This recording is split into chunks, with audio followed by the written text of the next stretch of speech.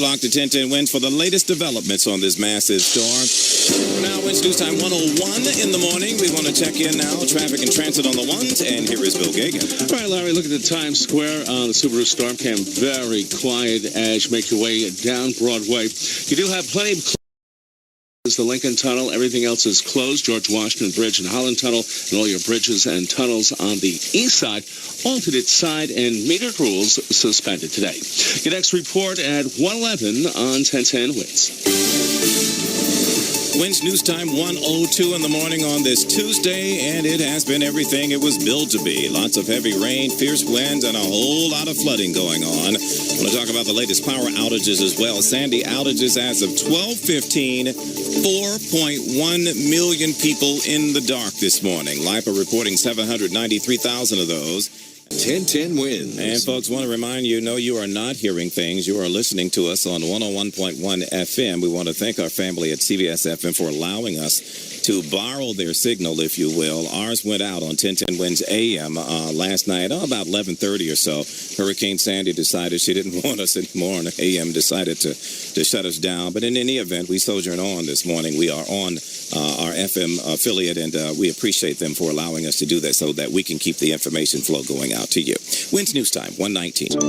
This is 1010 Winds. You give us 22 minutes. We'll give you the word. Good morning. 53 degrees and light rain on this Tuesday morning. It's 1:20 in the morning, October 30th. I'm Larry Mullins, and here's what's happening. This is an update from the 1010 Winds Storm Center. And the Tri-State is getting a full dose this morning of Hurricane Sandy, and she came in here early for more than 4 million people without power. There is widespread flooding that is taking place, and as we mentioned earlier, among the 11 people killed nationally in this storm, 8 of those casualties were right here at home, including 2 children in North Salem. Right now, we want to go to AccuWeather meteorologist Carl Babinski, who is in the Weather Center now with the very latest. Carl? Well, Larry, on this Tuesday morning, Sandy, a post-tropical system. Our coverage will continue now with my colleague Paul James. Again, an update on the number of the outages as well as the death count here in the Tri-State. Good morning, I'm Paul James. Con Ed says a major explosion at a Con Ed facility on 14th Street near the FDR Drive has knocked out power to much of lower Manhattan. Con Ed says restoration involving that particular blast could last up to a week. Word, a number of homes are on fire in Queens at Rockaway Point. There are fires on Long Island as well. High tide a short time ago on the North Shore and the Connecticut coast. The storm surge, a huge concern during the overnight hours. Millions without power in the region. We will update the outages. 8 deaths in the Tri-State region alone linked to this storm, 5 of them in New York State. NYU Langone Medical Center transferring critically ill patients. We know that some of them are going to Mount Sinai and some of them are going to Memorial Sloan Kettering.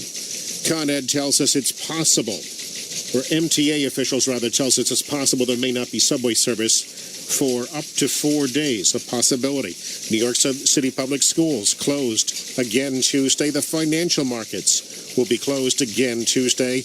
And the city's 911 system is getting 10 times the normal volume of calls.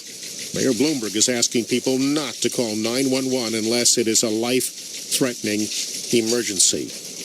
Well, most of Manhattan is without power right now. There was a huge explosion at a Con Ed huge